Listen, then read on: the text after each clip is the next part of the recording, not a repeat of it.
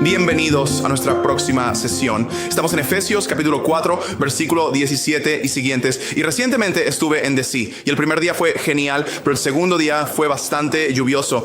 No llovía fuerte, pero lo suficiente como para que si estás afuera, el tiempo suficiente, te vas a mojar. Y comenzamos este viaje para ir a ver los museos en la zona. Eso es una de las cosas por las que DC es conocido y pensamos, bueno, estaremos en los museos, estaremos bajo techo todo el día. Bueno, resulta que caminas de uno y luego dices, bueno, vamos al siguiente. Y antes de darme cuenta, estaba prácticamente empapado. ¿Sabes? Mis zapatos estaban resbaladizos. Quiero decir, conoces esa sensación. Es una sensación muy incómoda. Pero aquí hay algo interesante que comenzó a pasar, que cuanto más estaba en ese escenario y esa situación, sentí que no podía volver al hotel. No puedo regresar y cambiarme. Tengo que simplemente hacerlo y aguantar de un museo al siguiente.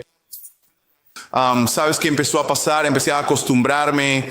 Casi empecé a no notar que estaba con la ropa mojada. Ahora habría momentos en los que diría, él lo recordaba, ¿verdad? Lo sentía, pero con el tiempo me acostumbré. Y eso es lo que realmente va a abordar Pablo aquí. Está pasando de estos grandes conceptos teológicos para que creyentes en Cristo que luego vivieron a la vida actual. Pero ahora él entra en estas secciones más éticas de comportamiento y usa esta analogía. El viejo yo, que entonces eras tu viejo yo, y usa el quitarse como si te estuvieras quitando estas ropas empapadas o sucias y poniéndote el nuevo yo. Así que antes lo antiguo, así que ahora el nuevo yo. ¿Y cómo es el nuevo yo? Vamos a leer en Efesios capítulo 4, versículo 22. Y leeremos algunos allí y luego saltaremos al versículo 31. Así dice Efesios capítulo 4, versículo 22.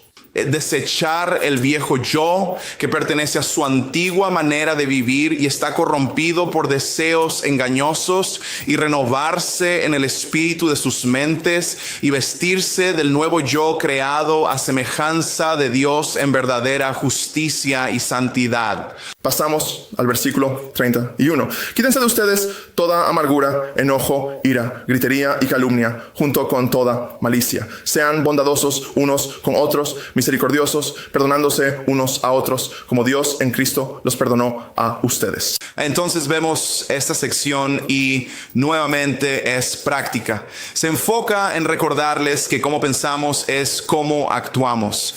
Las cosas que crees, las cosas que aprendes, son las cosas que comienzas a expresar y manifestar a través de tus comportamientos, a través de tus acciones, a través de tus hábitos. Y por eso para Pablo es importante recordarles, porque probablemente se habían acostumbrado a esa vida pagana, a esa vida sin Cristo. Y puedo imaginarme que como nuevos creyentes eso resurgía de vez en cuando. No eran pecados absolutamente extremos todo el tiempo. A veces era simplemente, como él habla, de la amargura y la ira, y simplemente discutir entre ellos, incluso chistes vulgares, charlas vacías, cosas que a veces no consideramos grandes pecados, pero que se infiltran y rompen el vínculo de paz. Y Pablo realmente usa un lenguaje aquí que trata sobre la guerra espiritual. Está entretejido en todo el libro, es sutil, pero está ahí. Y a veces podemos minimizar esa vida de ropa vieja, esa ropa mojada. Solo está un poco mojada. Estoy bien, ¿verdad? No necesito cambiar. Pero en el Espíritu, en Cristo, es tan importante notar esto, que debemos despojarnos de nuestro viejo yo, en nosotros mismos. Ahora, en el versículo 20 habla sobre cómo nos recordamos a nosotros mismos, cómo realmente continuamos caminando en este nuevo yo para que no nos acostumbremos, porque comienza con estas secciones de la futilidad de nuestra mente. Y así que la mente realmente tiene mucho que ver con caminar en este nuevo yo, porque ahí es donde está nuestra comprensión, es el asiento de la voluntad. Y entonces lo que creemos, lo que pensamos, esas son las cosas que hacemos, porque eso es lo que queremos interpretar. Y así, él habla de que en tu vida anterior tenías un corazón endurecido. Entonces incluso se menciona que nuestro estado emocional y la forma en que nos sentimos acerca de las personas, las cosas y Dios se vuelve insensible y endurecido si estamos viviendo en nuestro viejo yo. Así que aquí está el antídoto. Él dice en el versículo 20, pero eso no es lo que aprendiste en Cristo. suponiendo que has oído sobre Él y has sido enseñado en Él, así como la verdad está en Jesús. Y me encanta esta progresión porque me gustan los pasos prácticos aquí. Y dice, has aprendido sobre Cristo, ¿verdad? Y realmente Él pasa de eso a decir, bueno,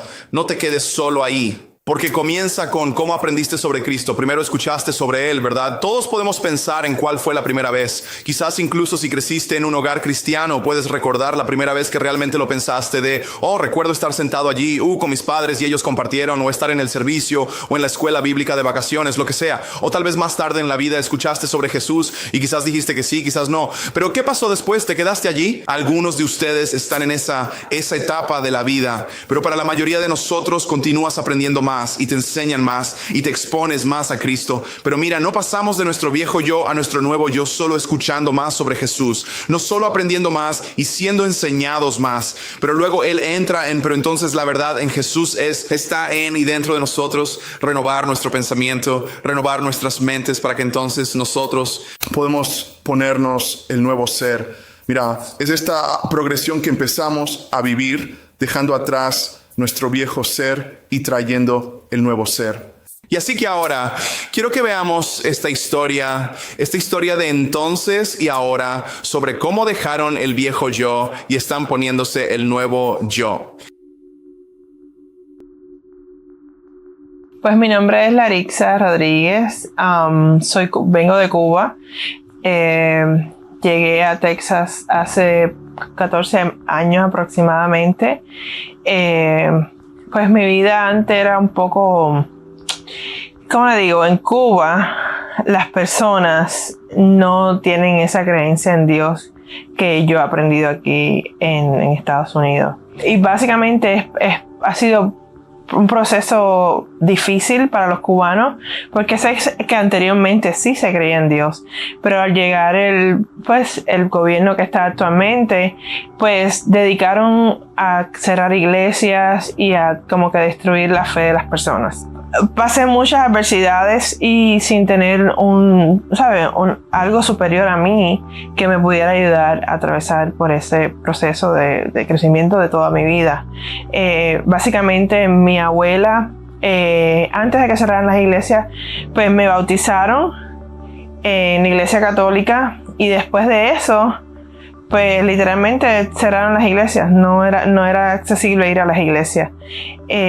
No hasta años después que viene el Papa a Cuba y empiezan a abrir iglesias. Pero así todas las personas no podían hablar de Dios. Pues al llegar aquí a Estados Unidos, ¿verdad? Empecé a involucrarme con las personas de aquí y de otros países como México, donde me hablaban de algo diferente, o sea, me hablaban de Dios y yo veía que ellos oraban y me decían, cualquier situación que tú tengas, pues nos dejas saber, nosotros podemos orar por ti. Al llegar aquí, pues obviamente me di cuenta que es accesible, Dios es accesible para todos. Lo único que tenemos que hacer es buscarlo. Y gracias a esas amistades mías, ¿verdad? Pues empecé a buscar más y empecé a indagar y empecé a hablar con las personas y empecé a escuchar sobre todo, donde me di cuenta que eso era algo bueno, o sea, era algo totalmente nuevo para mí, pero era muy bueno. Entonces, pues empecé a trabajar en Watauga Elementary y allí estaba Academy 4. Cuando no sabía lo que era, todo el mundo me decía, no, Academy 4, pero no sabía que lo que estaba atrás del programa Academy 4 era una iglesia. Y cuál era el propósito de la iglesia en esa escuela, ¿verdad? Al llegar al programa vi que ahí ya estaba la iglesia también envuelta y me acerqué al pastor Isaí y ahí entonces empezamos a hablar y él me invitó a la iglesia. Y entonces cuando empecé a venir a la iglesia con mi familia y empecé a sentir el llamado de Dios a mi persona.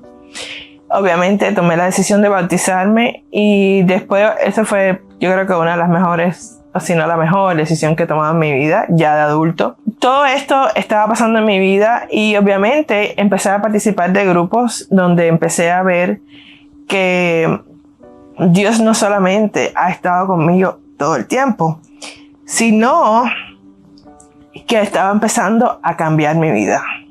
O sea, era una persona que cuando me molestaba, pues hablaba de momento, no pensaba lo que decía, ni si le podía dañar los sentimientos a otra persona. Y sin embargo, el orar y el saber que Dios está conmigo me ha dado más tranquilidad. Soy una persona nueva. Obviamente es un proceso de crecimiento. Nunca vamos a ser perfectos, pero con Dios adelante y ayudándome en mi proceso, pues yo creo que he mejorado muchísimo. Tuve una experiencia hace poco, pues, donde estuve tentada a ser la que era yo antes.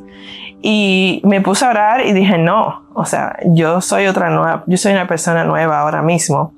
Y me puse a orar y pude llegar a una conclusión. No dejé que esto me afectara. Sin embargo, fui paciente y pensé de qué manera era la mejor manera que Dios le gustaría que yo actuara en ese momento. Y eso pues ha sido de muy buen cambio en mi vida. Nos ayuda a tener un propósito en la vida, a ser mejores personas. Y creo que todos juntos podemos hacer de este mundo un lugar mejor si cada uno de nosotros pone un pedazo de arena. Y podríamos tener un mejor futuro para todos, para nuestros hijos, nuestra familia, nuestra comunidad. Esta fue una historia alentadora y un gran ejemplo de cómo dejar atrás el viejo yo. Esa es la vida de entonces, pero la vida de ahora es ponerse el nuevo yo, ponerse esa ropa nueva y no volver a la vieja. Ahora, en esta historia ustedes escuchan, ¿verdad? Hay simplemente esta tentación, esta lucha que sentimos, y Pablo está hablando de eso, lo sabe, y está señalando que a veces estos viejos hábitos, estas viejas formas de ser todavía persisten.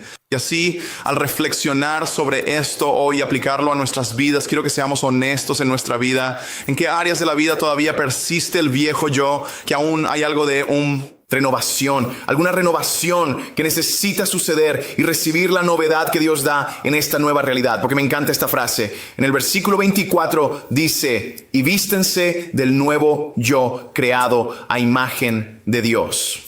Ahora, esa frase, semejanza de Dios, nos recuerda a Génesis, que fuimos creados a imagen de Dios. Y así, cuando nos ponemos el nuevo yo, cuando nos ponemos la nueva creación que está en Cristo, tú y yo nos convertimos en totalmente, completamente humanos. Totalmente el plan que Dios tenía para ser sus hijos, para que podamos cumplir nuestro propósito y reflejar a Dios al mundo. Así que preguntémonos, seamos honestos hoy, ¿dónde persiste eso? Oremos por la novedad de Dios para renovar nuestras mentes, para ablandar nuestros corazones, para que podamos vivir en esa nueva realidad.